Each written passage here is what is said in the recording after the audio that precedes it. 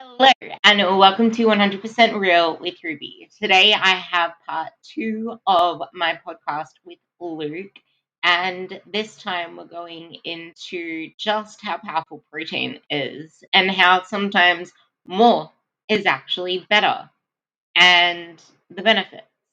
And we also talk about carbs and fats a little, and hopefully, you get something valuable out of this.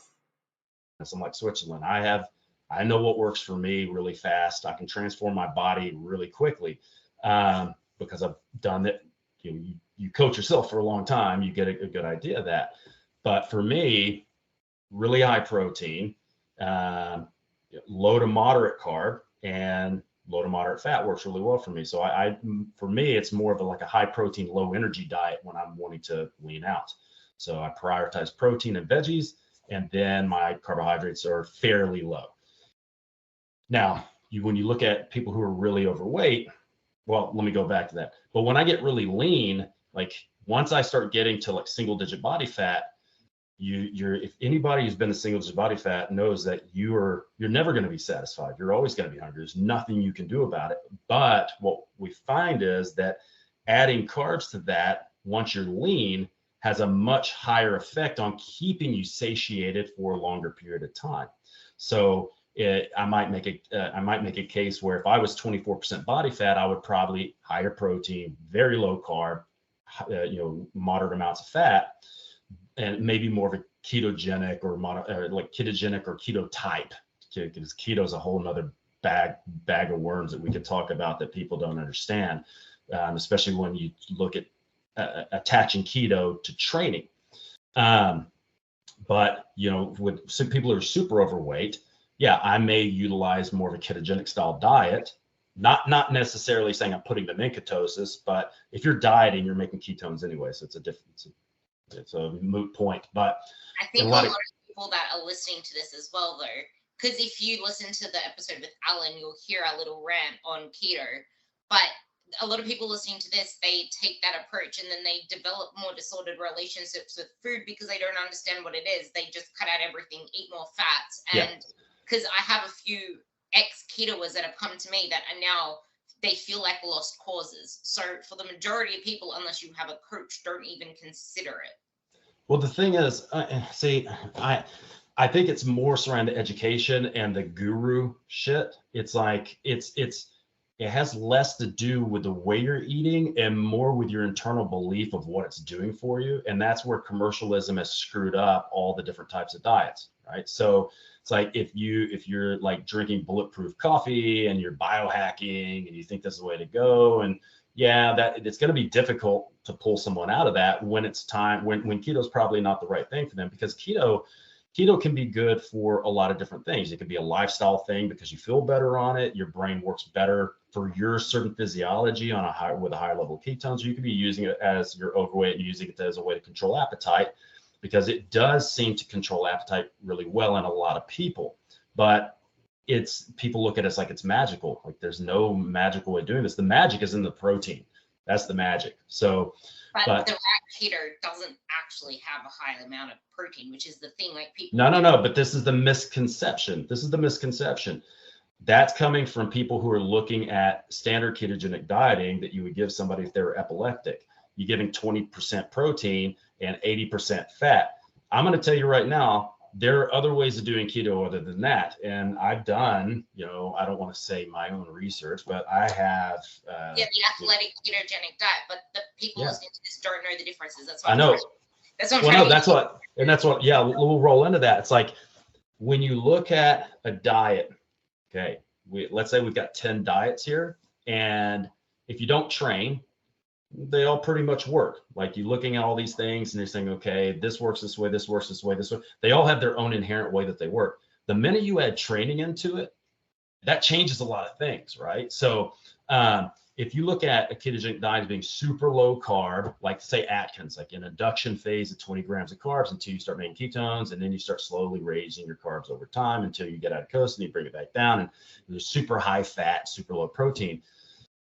That diet was made for people who are massively obese. those people aren't training. You know, they're not going to be training may even hurt. Like they may go, I don't go to the gym because exercise hurts. I'm like, okay, well, until exercise doesn't hurt, you're probably not going to do anything other than maybe walking. So, you know, in a situation like that where somebody's not going to train and they don't need that much protein, it works. You see people lose massive amounts of weight.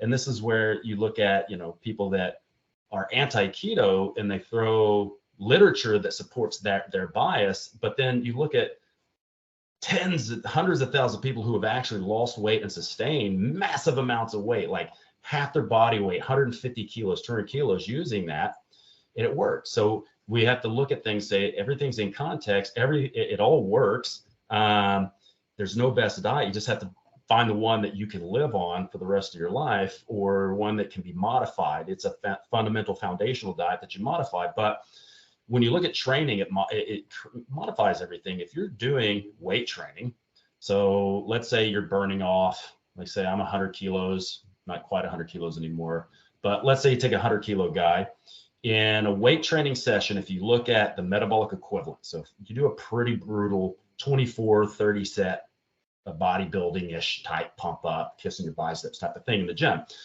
your energy output for that hour is going to be about 350 calories, okay? Because you're looking at metabolic equivalents. Let's talk as a female who doesn't same thing. Intensity. Well, same thing. So let's say you're 54 kilos, and we can estimate it to be somewhere around, you're probably burning off maybe 189 calories. But you got to look at it too. Those metabolic equivalents, they're taking into account one metabolic equivalent that you would already be burning off just by being awake. So you'd be burnt 54 kilos of that, because when people say training doesn't really burn off that many calories, it doesn't. But when you add the calories to what you would be burning off that hour, okay, that inflates it a little bit. So a 54-kilo woman, one metabolic equivalent per hour. So you'd be like, that'd be 54 calories just to sustain your bodily processes. And then another 2.5 would be equated to your workout. So you'd be burning off about 135 calories with a pretty good bodybuilder-ish workout, right? Plus that 54. So that's about 190 calories, 180 calories for that hour.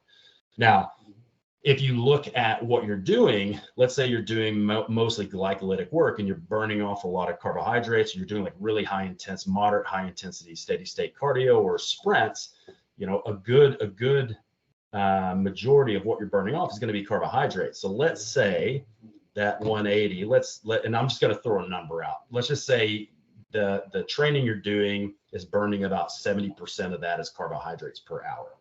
Okay. So that would be, yeah, you're burning off a good 30, maybe 30 or 40 grams of carbohydrates an hour. So if you look at the way a standard ketogenic diet is designed, they're designed without exercise. So if you look at like that induction phase of 20 grams of carbohydrates in an Atkins, you may actually be able to get away with 50 or 60 in your induction.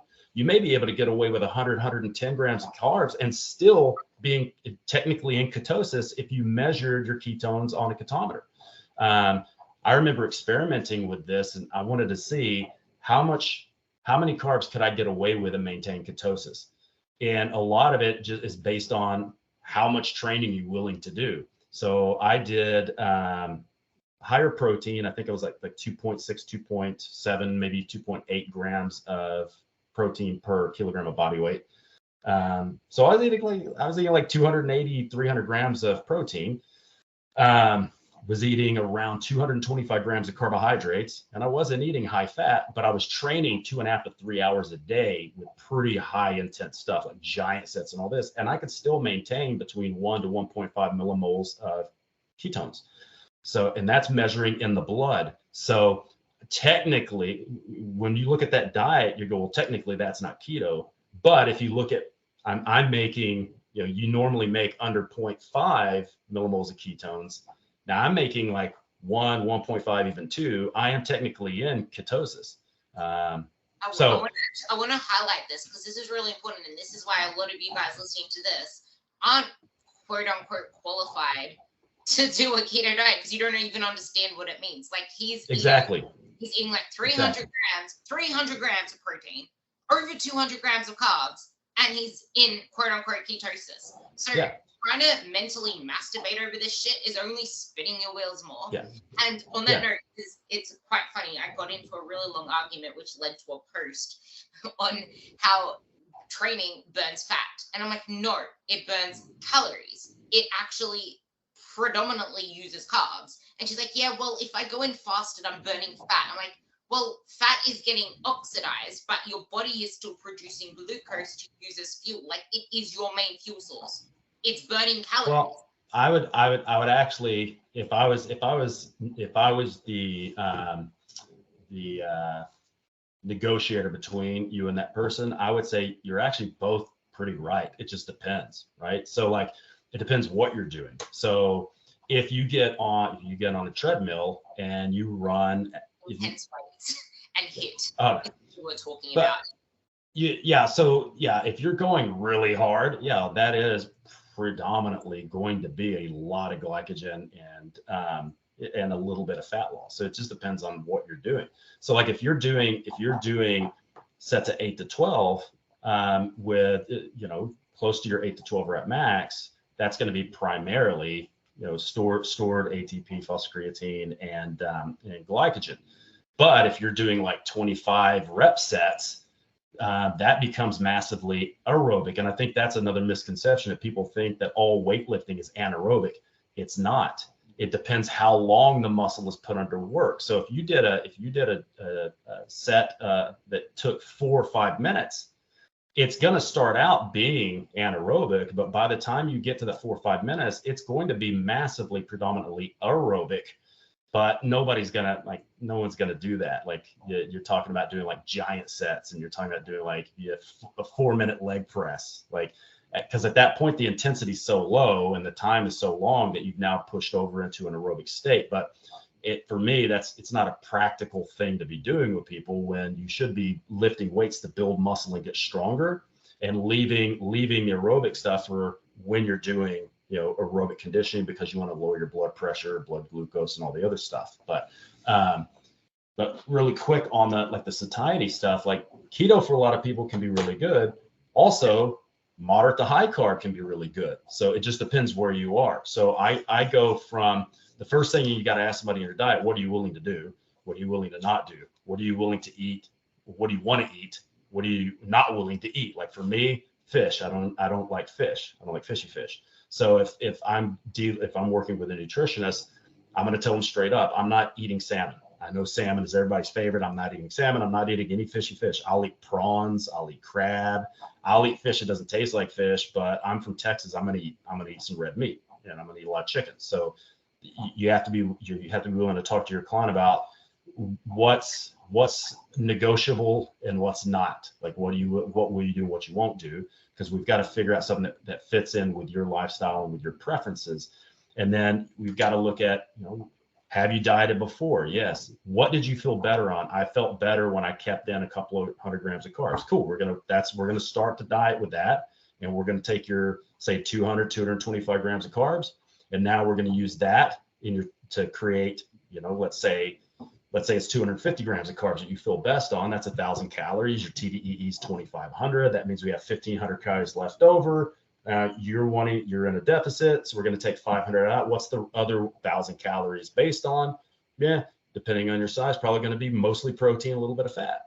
Because I think you wanted me to talk about like how much fat is essential or not, and like how much you really need. People can go as long as you're eating essential fatty acids, like having a bit of fish or oily fish or fish oil. You don't realistically need tons of fat. So if you are a carbaholic and you do want high carbs, it's totally fine to take your fat down pretty low. Now, for health purposes, you probably want to look at a range of like 20 to 30% of your calories. So for me, I'll usually base that off of anywhere from like 0.5 to 1 gram per kilo of body weight. But sometimes you got to dig deeper to get it off. So sometimes you have to take people below that. The non-negotiable is the essential fatty acids, because that's the one thing your body can't make. So and I want to start the fat thing. Real quick, and just understand that if you are going to dig deep and take fat down to really low levels, there's a starting date and an end date, and that's for a very small period of time. So if I give like context to this, we might be talking about somebody that needs to bust over a plateau, and maybe they're eating lower carbohydrates, they're eating enough carbs to fuel their activity, and we don't want to bring the protein down, but we might be able to save a couple of 100 grams of calories by just dropping fat a little bit lower. But just understand that that's a plateau buster. Once you bust that plateau, we need to bring that fat back up a little bit. Or it might be somebody that's the last 4 weeks before they do a step on stage or they do a photo shoot. Sometimes we might have to take it down, but it's very small period of time that we would do that. Yeah, I wanted to say on the fat intake as well, because there's this misconception that you need, like, every single person, every single woman needs 60 grams or 70 grams for their hormones. And it's like, no, that's not actually accurate. And I'm pretty sure it was Alan Aragon that first stated you can easily live with your fats at 0.6 grams per kilo. Yeah, I think, yeah, you could, technically go below 0.5, maybe even the 0.33. The only problem is fat is flavor, so your food's not going to taste as good. And you could look at a hormonal part, but you can't, like you said with the macros, like we don't eat macros, we eat food. Like when we look at things like hormones, that's going to be mostly equated to stress, total calories, like total net calories after you've had calories in versus calories out. And it's not really going to be attributed as much to certain macronutrients as people think, because you'll have some people that say, don't go under 30% fat. Well, okay, if I don't want to go under 30% fat, what if I'm eating, my TDEE is usually around 3,200. Okay, that amount of fat is 107. But what if I'm dieting and I'm eating 2,000 calories? Now my 30% is 66. So am I supposed to eat 66 grams of fat, or am I supposed to eat 106? Because I've used the same percentage. So it's more realistic to do it as grams per kilogram, because you find a level fat intake that allows you to enjoy your food and gives you the best results and the best energy. So like for me, because I like for me, the most satiating thing I can do that doesn't allow me to binge is I eat a high protein, low energy diet. So I prioritize a protein and veg, and then I'll usually keep the fat. I'll keep the fat at 40 or 50, and I'm 95 kilos, because I want to save a little bit for my carbohydrates, because I eat more of a modified low carb diet. So it's not, you're looking at somewhere around like 20-25% of my calories from carbs. When I'm dieting, that's not a lot of carbs, but it is enough to give me energy to go to the gym and train. It's just too little for you to look like you're full of glycogen all the time. So you have to concede that you're going to look a little bit flat and a little bit soft most of the time until you refeed.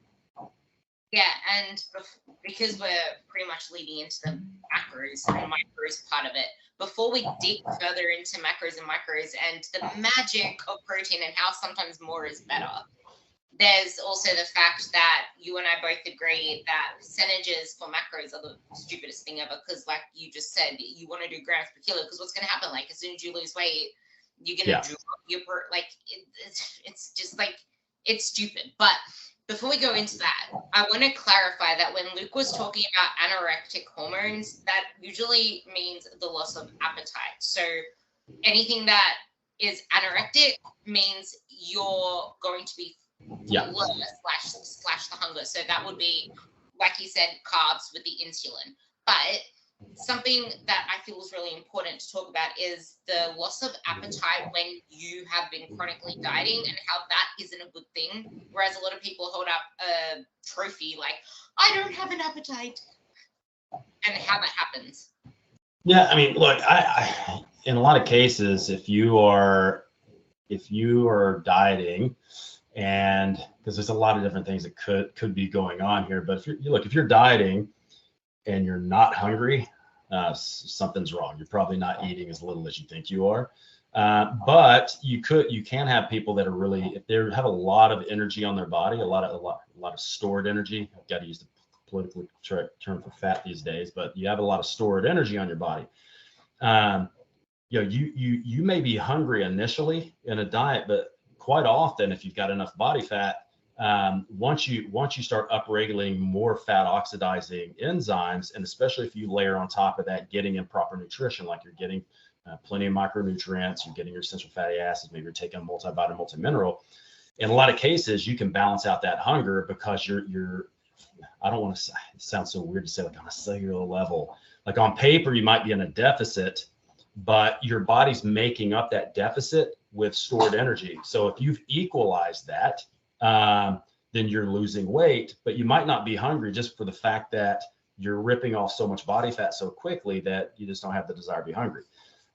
So that can happen. So you might go from this, you might have this transition period where you're hungry for a few weeks, and then all of a sudden your body figures out how to balance out what that deficit on paper with what you're actually giving to the cells. And then when you get really lean again, or when you start getting really lean, then you'll start getting hungry again because you don't have as much fat to lose, right? So, but you can get people, depending on how their brains are wired. Sometimes people are stress eaters. Sometimes they're stress dieters or non-eaters. It's like, I'm a stress non-eater. I could go all day. If I'm stressed out, I can go all day without eating, and then I end up binging at the end of the night. So you see all these weird patterns with people.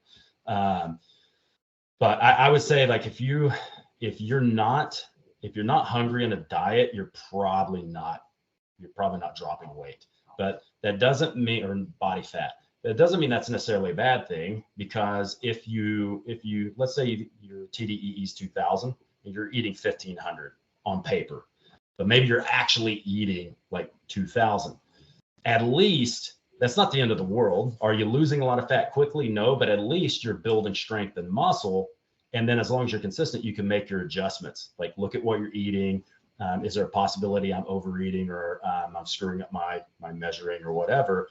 But a lot of people, because I used to preach this, like, people shouldn't chronically diet, blah, blah, blah. And then, 10, 20 years later, I realized, like, the research on this is pretty good, that people massively underreport what they eat. And in a lot of cases, even coaches do it. But in a lot of cases, they're doing it a lot of times because they don't realize, they don't understand it enough to be able to be consistent. Or again, like, we go back to the labeling laws, they might be eating a lot of stuff out of boxes and just accidentally be over consuming energy and not even realizing it, So there's a lot of things. But I would say, if you've been chronically dieting and you're not losing, what you might consider doing is, let's go ahead and slowly raise the calories back up, and just see at what calories do you actually drop, or actually start to gain weight. So if I give you like another 200 calories, you go for a couple of weeks and you'll have weight change, another 200 calories, another 200 calories, and all of a sudden you start consistently gaining weight. Okay, at least now we know where we're over the line, and now we can bring it back down again.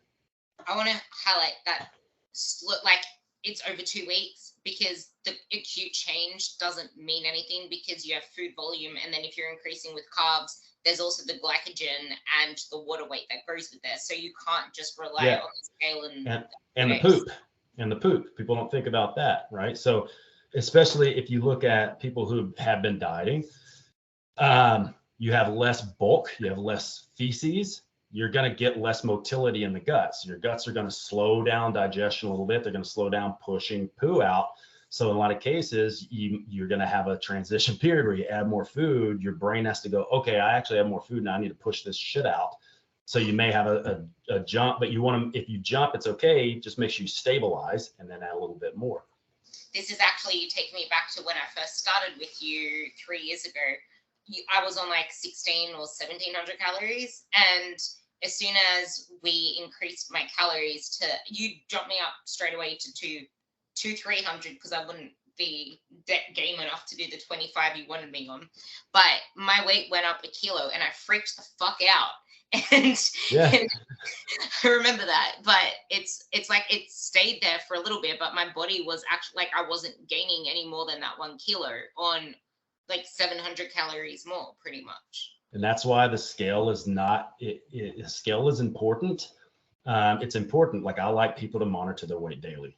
It's important, but it's not the most important thing. Like, it's not the only thing. You need to have, You need to layer in levels of things that you look at. How do I look? What do my pictures look like? What's my scale? What are my circumference measurements? There's a lot of different things you could take, because the more data that you have, the more the less fuzzy the picture looks, right? So if you're still just using the scale to dictate your body composition, that's like you're still using a Nokia flip phone, right? When you start adding in circumference measures, technology and pictures and all the other stuff, now it's like going to like an iPhone 21 or something. Everything's more clear, and you have a better position to actually assess what's happening and whether we're moving in the right direction or not.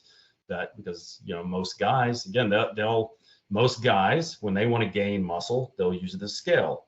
So if they're not gaining weight, they'll just eat more and eat more and eat more. And then one day, people start commenting on how good they look in their clothes. And one day they step out of the shower and they go, oh, fuck, I took the bulk too far. And then they starve it off. Women do the other thing. If they're not losing weight, they freaking the fuck out. And look, here's a big thing too, like for new clients. If you have a lot of women, if we think about what the difference between what traditionally, these days it's getting better, but traditionally, like when I first got in the industry, most guys, they'd want to change their bodies. They want to look like Arnold Schwarzenegger. They'd start lifting weights. They'd gain a little bit of weight almost immediately. They'd slow down. They'd eat more food. They'd gain more weight. They'd eat more food. So that's what they would do. So, and then they go through these cycles of getting overly fat when they did their bulk, which is not necessary, and then over dieting and just spinning their wheels for years until they realize, like, I should probably not take the bulk as extreme or the diet as extreme if I want to change my body long term. Women do the opposite traditionally. Like when I got in the industry, you go in the gym, there was all dudes and maybe 3 or 4 chicks in the whole gym. And the 3 or 4 chicks were women who competed in bodybuilding. So you didn't see the amount of women training in gyms that you see now 20 something years ago, because women, they were all running. They would do running, or they would go to their classes. They go to Zoom, like the yoga classes, or they do step aerobics, like Jane Fonda shit. And then they would just starve themselves. So men will inherently use the scale as their only metric of I'm gaining muscle mass. And women will use the scale as I'm losing body fat.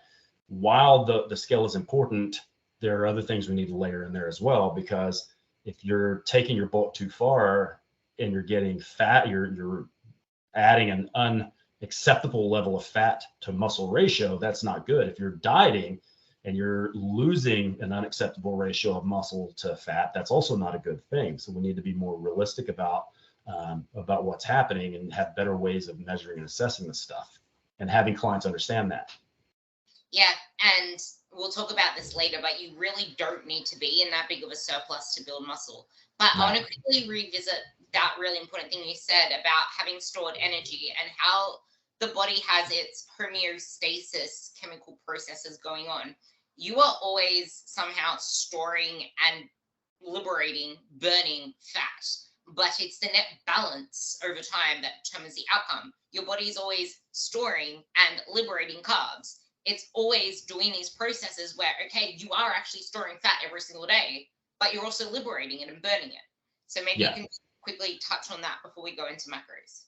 Yeah. So I think it's probably important to think about why we have storage sites for these things, because when you look at it, like you look at a fat cell, people go, oh, that's a storage site for energy.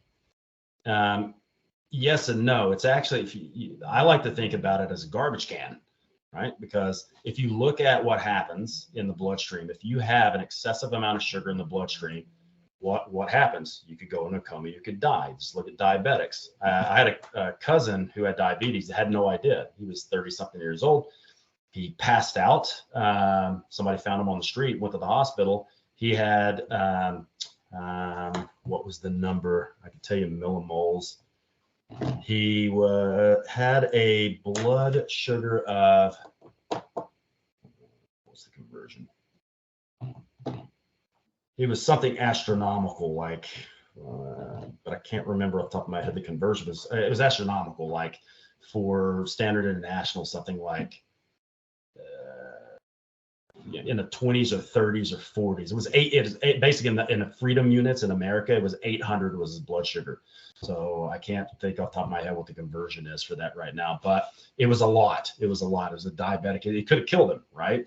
So if you have too much energy in the bloodstream, it can kill you. If you have too little energy in the bloodstream, it can kill you. So this is why, like when you look at, if we go back to the keto thing, why if you have someone who's a diabetic, a ketogenic or carnivore diet can be really good if they're working with a doctor and a dietitian who knows what they're doing, because it can massively lower how much insulin they need to pop in to keep their blood sugar stable. So I've got a friend who he's a type 1 diabetic. And when I was training him a long time ago, he talked to me about doing ketogenic or carnivore. And I said, look, you could. I said, it can be dangerous. So I can't tell you what to do. You just need to find a doctor who understands this and understands how to regulate this with diabetes. He's been eating like that for like 4 or 5 years. Lowest amount of insulin he's ever had to use was an insulin pump. He's shredded all the time. His muscles are huge now compared to what they used to be.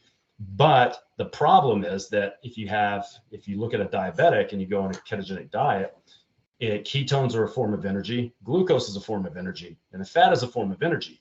The problem happens when your liver's outpouring too much glucose and you have too many ketones. It's not really the ketones, the glucose, or the fat. It's the amount of available energy in the bloodstream that can kill you. So we have to have a way to get rid of that. So we either take those types of things and put them in the muscle to either store or burn off, or we take those things and we combine them together and we put them into fat cells. So in a lot of cases, fat cells aren't just a store site for energy. You can also think about it as a garbage can. If you have too many, anything can be toxic levels of energy. You could have toxic things from the environment, toxic things, whatever. But your body has a nice depot of that where it can take that out of bloodstream and slam it into the fat cell to basically keep it from killing you. So you're constantly removing these things. You're constantly breaking down and putting them back in the bloodstream. So I think one of the big misconceptions with Gen Pop is they take fat burners and they think these fat burners are burning fat. Okay. While this is true, it's probably not burning as much as you think. So you have a couple of concepts here. You have fat oxidation, where you're actually taking fat, or also glucose oxidation, where you're taking glucose and you're turning this into energy, or not really turning it, but recycling your energy. So making ATP, like little batteries that run your enzymes, or you can take it and you make body heat out of it. There's a lot of different things, but whatever you can't, oxidize, you're going to store, because you have to keep it somewhere to neutralize the toxic effects of it that can happen if it stays in your bloodstream. So a lot of the fat burners on the market are primarily fat mobilizers, not fat oxidizers. Now, there are things in combination that can. If you look at like caffeine, aspirin, and ephedrine stack that we used to use back in the day, it does have a big boost in metabolism. If you combine all three of those together, you could boost your metabolism 6 to 10%. So it's actually illegal, just so you guys know, so don't think you're going to get your hands on it. It's illegal in Australia because Australia, the government doesn't let us have any fun. But it's not illegal in Canada. It's also not illegal in America. But it's massively beneficial. You talk about something that works super well as an anorectic for people. Oh man, the ECA stack, it works, I reckon, as good, if not better, than most of the anorectic drugs on the market, without nasty ass side effects. But if you look, I remember 20 years ago, I think they still do that here. They give Adipex, they give phentermine, and it's basically you're giving people an amphetamine to control their appetite. So they keep things that are natural, like keeping ephedrine off the market, so they can sell you more phentermine or whatever doctors are selling at that time. But phentermine has nasty side effects. I was gonna say, can you guys hear what he's trying to say though? Everything here is a means to reduce your appetite so you eat less. It is not a magic thing. And if you're still going to get yourself into a surplus, none of this shit is gonna work. That's it. You just gotta eat less. If you don't think you can lose weight, I tell you what, eat 500 calories a day and only protein, and do that for like Do that, take a multivitamin, drink a lot of water, and do that for 8 weeks. You'll lose weight. Of course, your body won't look that great because you'll lose a lot of muscle, but it will prove a point that you can lose weight. Which is proving the point that you wanted to make this thing about, building an amazing physique. Fat loss isn't weight loss, and weight loss isn't building an impressive physique. Yeah. I mean, look, like if you look at kind of your transformation, you didn't lose any weight. You actually gained weight, but your body looks completely different, you know? So it's like, do you really want weight loss, or do you want your body to look different? Right? So those are two massively different things. But like going back to what we were talking about before, so one of the main things that creates the fat breakdown, so you have triglycerides. So you take a little bit of glycerol and you take some fatty acids, you bond them together, you esterify them, and you put them in a fat cell, and they kind of sit there waiting to be needed. And so in a normal metabolism, you trickle out a little bit of energy as needed, you put a lot back in. The more stressed out you get, the breakdown of this, if you look in biochemistry, when you look at lysis, L-Y-S-I-S, if that's at the end of a word, that means that something's breaking down. So lipolysis is breakdowns of lipids. So hormone sensitive lipase, which is an enzyme that is specifically stimulated through epinephrine or adrenaline. That's what stimulates the deesterification of triglycerides into fatty acids pushed in your bloodstream. So if you're chronically stressed out all day, which happens if you're chronically dieting, or you don't get a lot of sleep, if you work too much, if you have toxic relationships, your adrenaline's going to go sky high. That's going to cause a massive breakdown of this. You're going to push a lot more into the bloodstream than you can get back into the fat cell.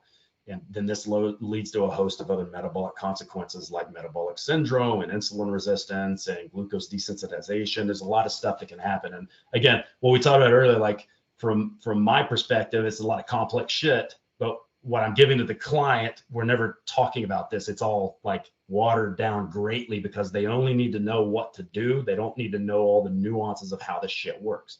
Which is why it's so freaking important to actually get a coach. Yeah. Well, and look, and at the end of the day, if you're taking a lot of these fat burners, again, they increase fat oxidation? Yes. Is that a good thing? Yes. But you could also do that by just, doing a little bit more activity and maybe eating a tiny bit less or training a bit harder to get a little bit more output up. But there is a consequence to this. If you take people who are already stressed out and beasting life and you throw in a bunch of stimulants on top of that, you're going to put them in a situation where they're pushing way more energy in the bloodstream than they can get into the fat cell, and they're going to overwhelm their ability to turn that into energy. So in a lot of cases, that can backfire, especially if you have people who take stimulants early in the morning and then end up binging at night, because you create this almost seesaw teeter-totter thing where they're moving from this state where they're breaking a lot of things down. You're trying to throw them back here, and so now you're overeating, and so you end up binging more and more and more because you're trying to compensate for all the stuff you're doing earlier in the day. So yeah, your body's trying to maintain a balance, and your blood sugar and your insulin management is a reflection of that, which kind of leaks into, we'll leave protein as the last macro we talk about, but this kind of highlights how carbs aren't the issue. It's insulin, but insulin isn't just managed via your carb intake. Well, and the thing is, carbs aren't the problem. Insulin's not the problem. Fast's not the problem. Cortisol is not the problem. Adrenaline is not the problem. It's everything. And again, it's a matrix of shit that clients don't need to know about. They just need to understand like this. I always just tell them, I'm like, it's complicated. It's complicated. I can explain it to you if you want, but I just need you to know what to do and be consistent at doing that. That's the most important thing. But it's like your body wants to stay at homeostasis. If you want to change one direction to the other, you have to make it imbalanced, but you can't get to the point where you're teetering imbalanced too much. So like everything's situational, you have to learn a lot of context, right? So if I have someone who just wants to lose 20 kilos in 8 weeks, we can do that. But the consequence is you're going to lose some muscle tissue. You're going to be miserable. You might develop a disordered eating pattern. Your sleep's going to get disrupted. Your libido is going to go to shit. Your hormones are going to go to shit. If I have an athlete that's like, a coach comes to me and says, my athlete, I want her to get, I want her to drop 15 kilos so she runs faster. I'm like, how fast do you want this? Because if I do this really fast, she's going to lose power output. So even though she weighs less, she's also going to be slower.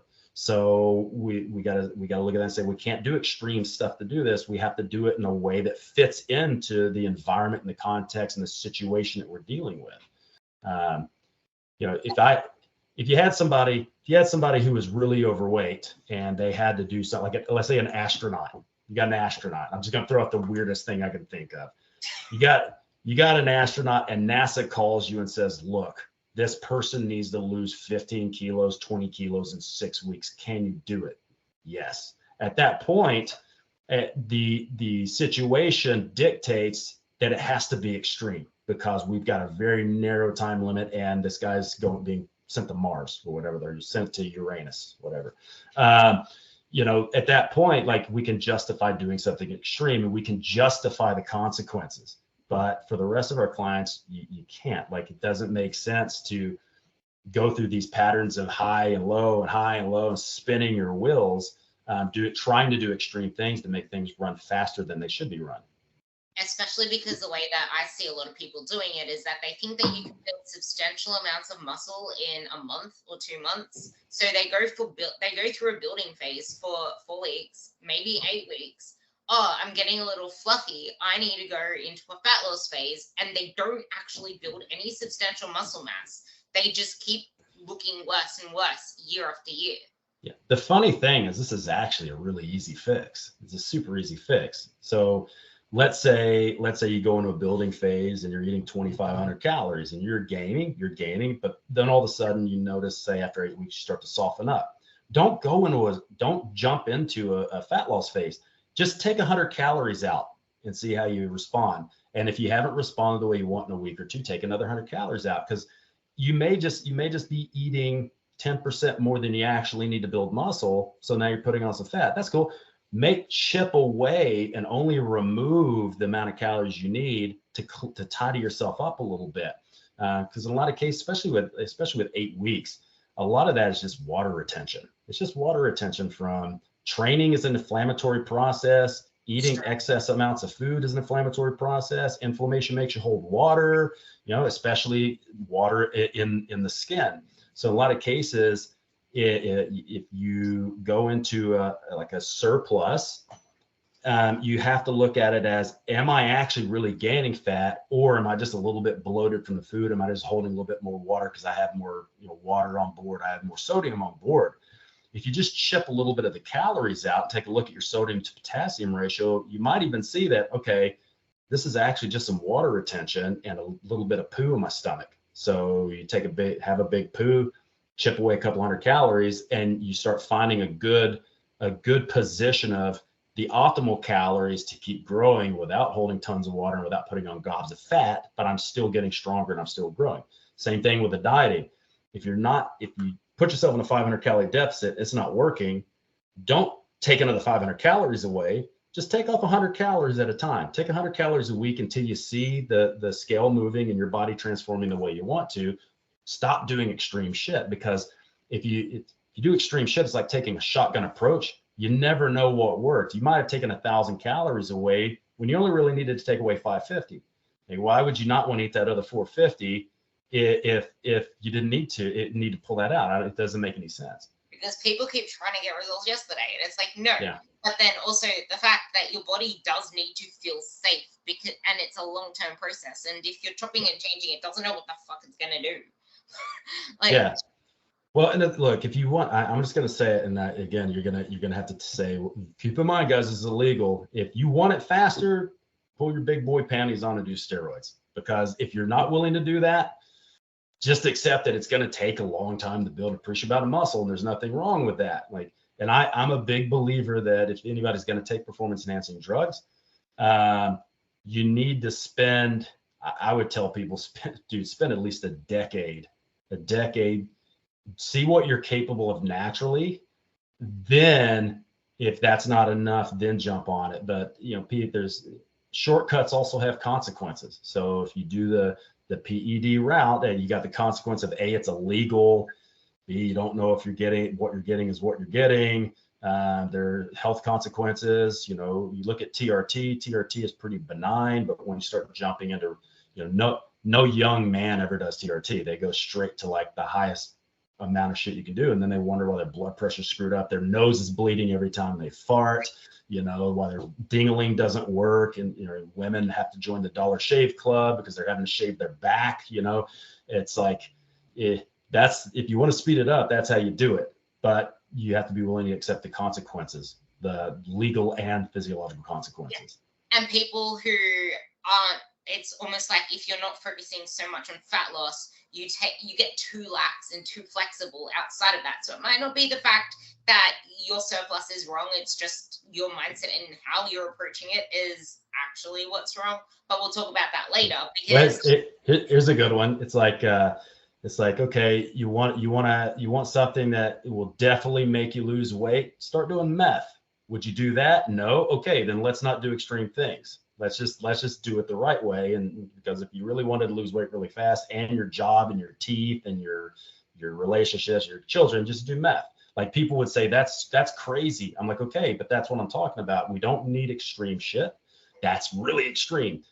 The way a lot of people diet these days, and all that, it's really fucking extreme. And they go, like you said, extreme highs and lows, swinging back and forth, where why they can't actually see the results they want and why they're at the same square one January 1st every year. Well, yeah, and the thing is, with the physiological process, if you're swinging back and forth a lot, your body, our bodies are designed to not want to spend money on things we don't need.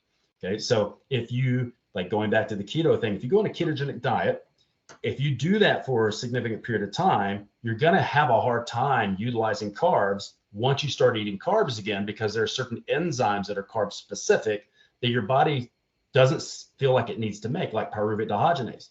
So you're going to have is something that is used for carbs, so you guys know.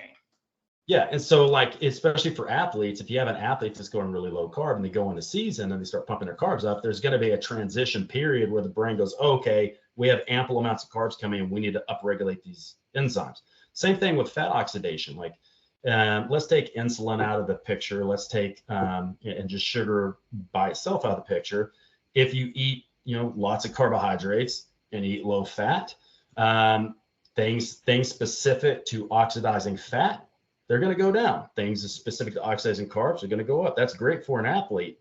But if you go from a high carb diet and you go extreme to a low carb high fat diet, and you go right back to a high carb low fat, back and forth, if you're doing this in like really small periods of time, your body's getting used to one diet, and then you extremely flip to another diet. It has to start catching up to the new diet and the new macros because it has to make the enzymes.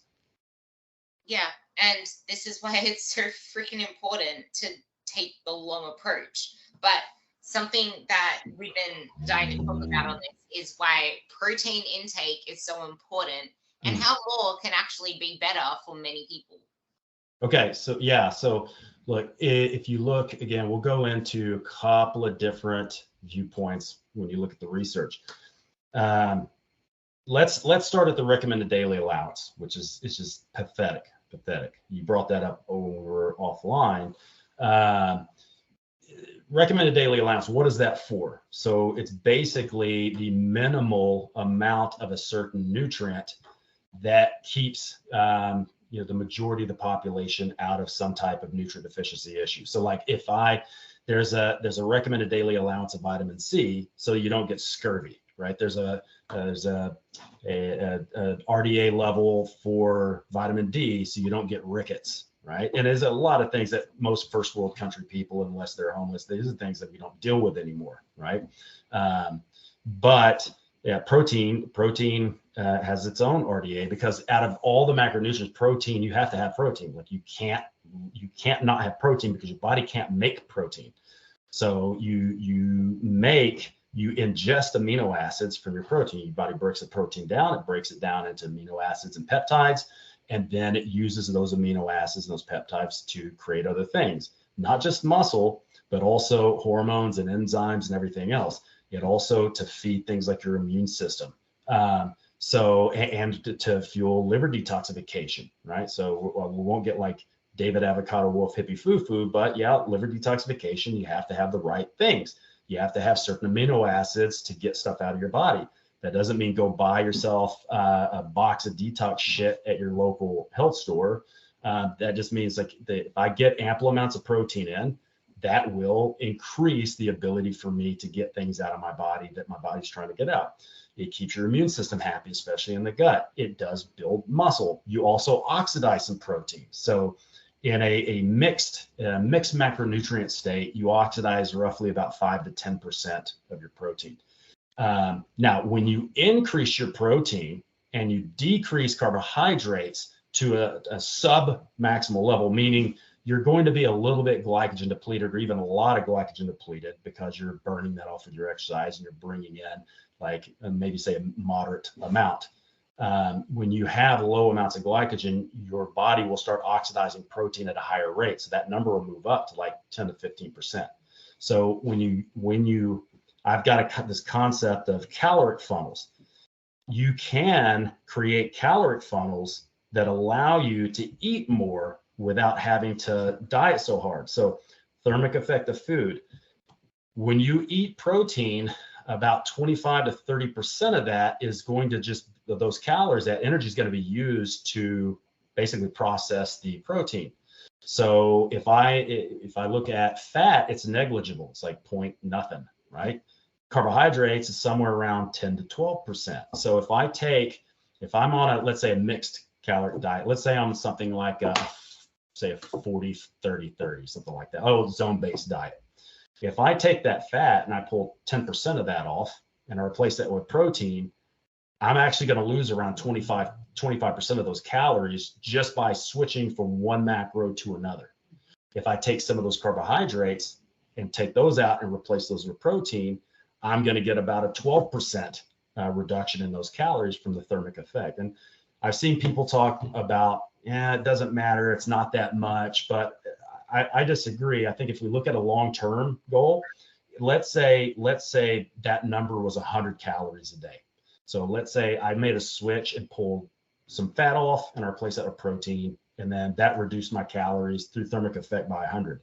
If I look at that, it's 365 days, and I divide that by theoretically in a kilo of body fat, there's about 7,700 calories. Now that's not entirely accurate, but it's good for looking at this, right? Because it's different for different people. But if we divide that by 7,700, that's almost 5 kilograms of weight loss over the course of a year, and all you didn't pull any calories out. You just made a switch from one macro to another. So that's an easy hack, right? I would also argue that 100 is a lot more for a woman than it is a man anyway. Well, yeah, 100%. And if you look at most of the meat you're going to eat comes just from the animal. It's not like at least that's the way I would want people to do it. Like go buy your chicken, buy your steak, buy your tofu or whatever, and cook it yourself. Because most of my clients will do that. So at least the calories on the label are pretty accurate. So it gives you a bit more wiggle room. But then also, if I take some of those calories and I replace carbs with protein and I train hard, I'm going to be, if I think about my glycogen stores or my stores of sugar in the cells, if that gas tank is like partially empty and I'm keeping that gas tank a little bit low all the time, that's going to be possibly another 5 to 10% caloric output from those protein calories, because you're going to need to replace some of that carbohydrate. You replace some of that with protein, or you can also use protein to fuel energy production. I'm trying not to get too technical, but fuel energy production in the mitochondria, because you can take the carbon skeletons and shove them into some of the cycles in there. So these are just these little metabolic tricks you could use, where you might have somebody. A good example is that person that's in a surplus and they're getting a little sloppy and they don't like the way they look. Cool. Maybe you don't take any calories away. Maybe just take some of your fat, some of your carb, replace it with protein, and all of a sudden it creates a caloric funnel. But I was going to say, protein, like this is why protein sometimes more can be better. And It's just that there's also so many people out there saying on the other side, just stick to 1.8 grams per kilo. Well, it's like, well, do you want to optimize your physique or just cruise through? Yeah. Well, and I'll say it like this, like, because they're not wrong. But if you like, in a lot of these guys, again, it's going to be the evidence-based crowd, right? So they're looking at the literature, and the literature comes out, says when they've compared, say, 0.8 to 1.6, the people that ate 1.6 had a better body composition. They put on more muscle, they lost more body fat, they had more energy, they were able to control their appetite better. So there's a lot of benefits to that. But then the ISSN did some research going from going from that range to like 3.3 to 4.4, and they found an even better result there. Now, that's a big margin. If you look at, like, we'll say people who are training minimum 1.6 to 1.8, maximum that we know of now is like 4.4. That's a pretty wide margin. So the way I talk to clients about this, I'm like, look, number one, do you like to eat protein, right? What type of protein do you eat? If you're a vegan, then 3.3 to 4.4 is not going to be a great number for you, because if you're in a controlled calorie diet, you're going to have to be eating a lot of protein powders to keep the carbs and the fats down, if you're eating that much.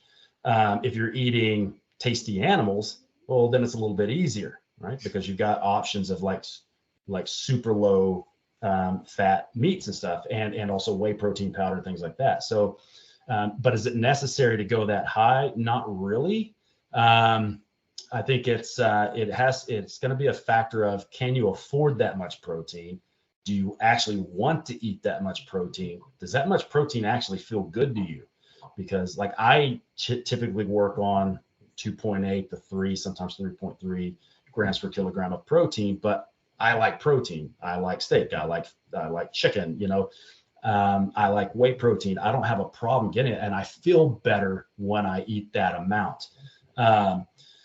So pumping up protein, is there a massive benefit? Yes. Is there a massive benefit to massively increasing your protein? There's limited research into it, but from what literature is that there possibly is a benefit to going even higher than, say, what bodybuilders would always look at, which is 2.2 grams per kilogram. Is that amount going to be? Is it going to give you enough advantage? High enough percentage of advantage over anything else? Maybe not. It just depends on how it works with you.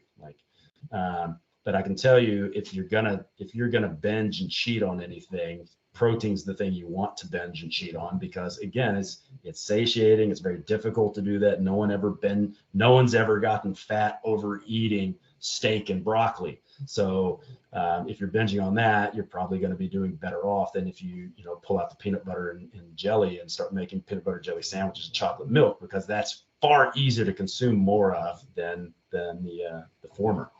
Yeah, it's all the other stuff you have on top of all of that that actually causes it. And with that, it's kind of the whole micro deficiencies can store fat loss and prevent muscle building. And a lot of people are even nutrient deficient, even when they're overeating. It's just worse if you're undereating. Yeah. Well, yeah. And the thing is, like,